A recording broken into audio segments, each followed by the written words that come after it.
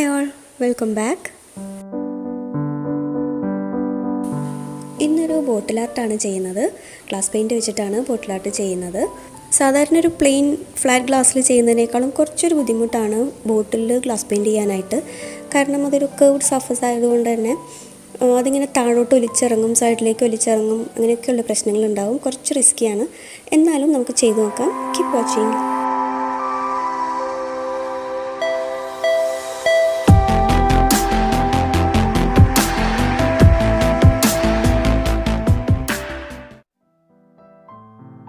Bottle art ചെയ്യാൻ നമുക്ക് ആദ്യം തന്നെ വേണ്ടത് ബോട്ടിലാണ്. ഗ്ലാസ് ബോട്ടിലാണിത്. ഇനിയിപ്പോൾ ഗ്ലാസ് ബോട്ടിൽ തന്നെ വേണമെന്നില്ല, നമുക്ക് ഗ്ലാസ് ഉണ്ടെങ്കിൽ അതെടുക്കാം. നമ്മൾ ഉപയോഗിക്കാതെ വെച്ചിട്ടുള്ള ഗ്ലാസ്സൊക്കെ ഉണ്ടാവും, അപ്പോൾ അതൊക്കെ എടുക്കാം. പല വലുപ്പത്തിലുള്ള ഗ്ലാസ്സുകളെടുത്ത് ചെയ്താൽ നല്ല ഭംഗിയാണ്. ഞാനിപ്പോൾ ഏതായാലും ഈ ഒരു സോസ് ബോട്ടിലാണ് ചെയ്യുന്നത്. ഇത് നന്നായിട്ട് ക്ലീൻ ചെയ്തെടുത്തിട്ടുണ്ട്, ഉണക്കിയെടുത്തിട്ടുണ്ട്. ഇനി വേണ്ടത് ഗ്ലാസ് പെയിൻ്റാണ്. ഇത് 2 ടൈപ്പ് ഗ്ലാസ് പെയിൻറ്റ് അവൈലബിൾ ആണ്. ഒന്ന് സോൾവെൻറ്റ് ബേസ്ഡും മറ്റൊന്ന് വാട്ടർ ബേസ്ഡുമാണ്. സോൾവെൻറ്റ് ബേസ്ഡാണ് കുറച്ചുകൂടി ഒരു സ്റ്റെയിൻ ഉള്ളതും അതുപോലെ തന്നെ ഫെയ്ഡ് ആവാതെ നിൽക്കുന്നതും സോൾവെൻറ്റ് ബേസ്ഡ് ഗ്ലാസ് പെയിൻറ്റ്സ് ആണ്. അപ്പോൾ ഞാൻ അതുകൊണ്ടാണ് ഇന്ന് ചെയ്യുന്നത്. ഇതിൽ ഏകദേശം എല്ലാ പ്രൈമറി കളേഴ്സും ഉണ്ട്, പിന്നെ ഒരു കളർലെസ് ആയിട്ടുള്ള ഒരു ലിക്വിഡും ഉണ്ട്. പിന്നെ വേണ്ടത് ഗ്ലാസ് ലൈനേഴ്സാണ്. ഇതൊരു 3 കളേഴ്സാണ് എൻ്റെ അടുത്തുള്ളത്. ബ്ലാക്കിൻ്റെ 2 എണ്ണവും, പിന്നെ ഇതൊരു ഗോൾഡൻ കളറാണ്, മെറ്റാലിക് ഗോൾഡൻ കളറാണ്. പിന്നെ ഉള്ളത് ഇത് ബ്ലാക്കാണ്.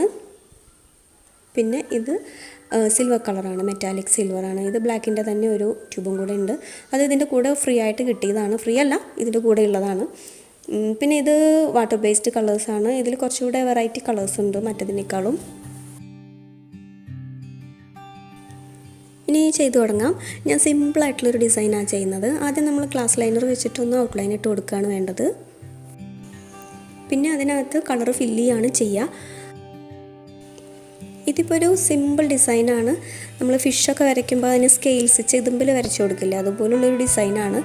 പിന്നെ കോണിൽ ഹെന്ന ഇടുന്നവർക്ക് ഇത് നല്ല എളുപ്പമായിരിക്കും. ഇത് സ്ക്വീസ് ചെയ്യുന്ന സമയത്ത് തന്നെ ഇത് വരയ്ക്കാൻ വേണം. സ്ക്വീസ് ചെയ്യുന്നത് അധികമാവാനും പാടില്ല, അതുപോലെ കുറയാനും പാടില്ല. കുറഞ്ഞു പോയാൽ അത് ബ്രേക്ക് ആവും. അപ്പോൾ നല്ല ശ്രദ്ധിച്ച് നല്ല പ്രാക്ടീസ് ചെയ്തിട്ട് വേണം ഇത് ചെയ്യാൻ. ഇപ്പോൾ ബോട്ടിലല്ലാതെ നമ്മൾ സാധാരണ പ്ലെയിൻ ഗ്ലാസ്സിൽ പെയിൻറ്റ് ചെയ്യാനാണെങ്കിൽ നല്ലൊരു ഡിസൈന് പ്രിൻ്റ് എടുത്തിട്ട് ആ ഗ്ലാസിൻ്റെ താഴെ വെച്ചിട്ട് അതിൻ്റെ മേലെ കൂടെ ഇങ്ങനെ വരച്ചു കൊടുത്താൽ മതി, എളുപ്പമാണ്. ഏത് വരയ്ക്കാൻ അറിയാത്തവർക്കും ചെയ്യാൻ പറ്റുന്നൊരു ആർട്ടാണ് ഗ്ലാസ് പെയിൻറ്റിങ്. ഈ ഗ്ലാസ് ലൈനർ വെച്ചിട്ടൊന്ന് വരയ്ക്കാനൊന്ന് പ്രാക്ടീസ് ചെയ്ത് കിട്ടിയാൽ മതി, പിന്നെ ഈസിയാണ് എല്ലാം. ഇതിപ്പോൾ ഞാൻ ബോട്ടിൽ ഫുള്ളായിട്ടും ആ ഒരു ഡിസൈൻ വരച്ച് ഉണക്കിയെടുത്തിട്ടുണ്ട്. ഒരു 4 hours വെച്ചിട്ടുണ്ട് ഞാനിത് ഉണങ്ങാനായിട്ട്. ഇനി കളേഴ്സ് ഫില്ല് ചെയ്ത് കൊടുക്കാം. അതിനുവേണ്ടി ഞാൻ സോൾവെൻറ്റ് ബേസ്ഡ് കളേഴ്സാണ് എടുക്കുന്നത്. ഈ ടോപ്പ് തുറന്നു കഴിഞ്ഞാൽ ഇതിലൊരു ഹോളുണ്ട്. ആ ഹോളിലൂടെ കളർ വന്നോളും. ജസ്റ്റ് നമ്മളൊന്ന് പ്രസ് ചെയ്ത് കൊടുത്താൽ മതി. ബോട്ടിൽ നേരിട്ട് ബോട്ടിൽ അപ്ലൈ ചെയ്യാം, ബ്രഷൊന്നും വേണ്ട. ഇനി ഓരോ കള്ളിയിലും ഓരോ കളേഴ്സ് ഫില്ല് ചെയ്ത് കൊടുക്കാം.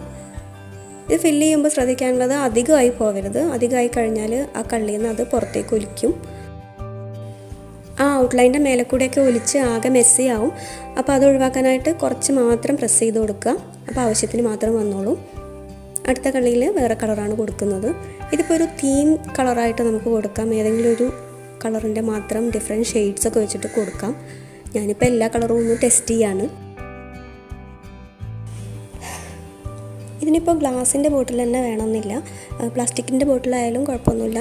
നല്ല ട്രാൻസ്പെറൻ്റ് ആയിരിക്കണം, നല്ല ക്ലീൻ ആയിരിക്കണം എന്നേ ഉള്ളൂ.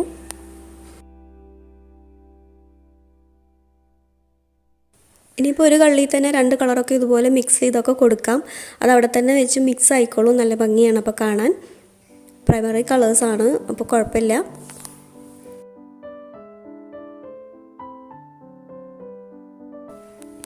ഇനി ഏതെങ്കിലും കള്ളിയിൽ പെയിൻറ്റ് അധികമായി എന്ന് തോന്നുകയാണെങ്കിൽ ഇതുപോലെ ഒരു ബഡ്സ് എടുത്തിട്ട് ഇങ്ങനെ ഒന്ന് ടച്ച് ചെയ്ത് കൊടുത്താൽ മതി. ആ എക്സസൈസ് ഒലിച്ചിറങ്ങുന്നത് ഇങ്ങ് പോന്നോളും.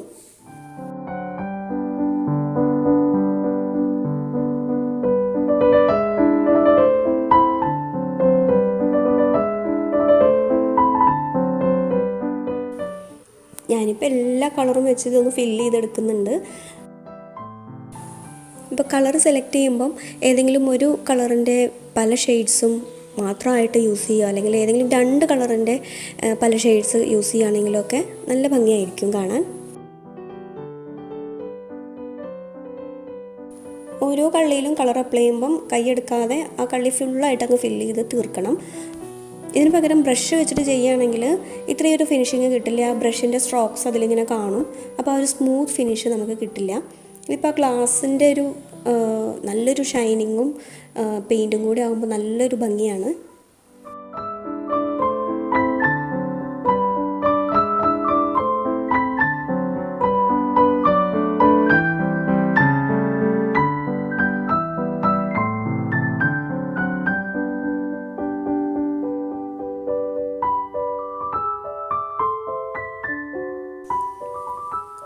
ഇതിപ്പോൾ തീർന്നിട്ടുണ്ട്. ഞാൻ ഫസ്റ്റ് ഒരു ബോട്ടിൽ ചെയ്തിട്ടുണ്ടായിരുന്നു. അതിൻ്റെ ഡിസൈന് വേറൊരു ഡിസൈനാണ്. നമ്മൾ പണ്ട് പ്ലാൻ സെൽസ് വരച്ചിരുന്നില്ലേ, അതുപോലെ ഉള്ളൊരു ഷേപ്പാണ് ഫസ്റ്റ് ബോട്ടിലിന് ഞാൻ കൊടുത്തത്. ഫസ്റ്റത്തെ ഡിസൈനാണ് കേട്ടോ എനിക്ക് കൂടുതൽ ഇഷ്ടമായത്, പ്ലാൻ സെൽസിൻ്റെ ഡിസൈന്. ഇനി പ്ലെയിൻ ഗ്ലാസ് പെയിൻറ്റിങ് ചെയ്യുന്നത് നമുക്ക് അടുത്തൊരു എപ്പിസോഡിൽ ചെയ്യാം.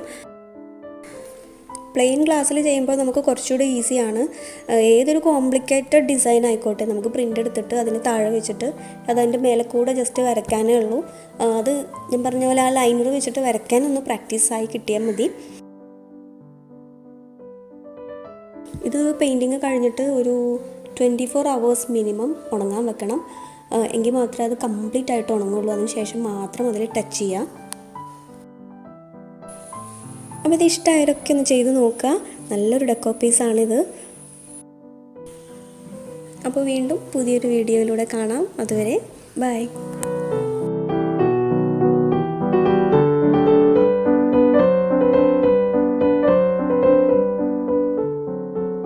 എൻ്റെ പ്രൊഫൈൽ പിക്കിൽ ക്ലിക്ക് ചെയ്തിട്ടുണ്ടെങ്കിൽ എൻ്റെ ചാനലിലെ ഫുൾ വീഡിയോസ് നിങ്ങൾക്ക് കാണാം. നിങ്ങളുടെ അഭിപ്രായങ്ങളും നിർദ്ദേശങ്ങളും കമൻസിലൂടെ അറിയിക്കുക.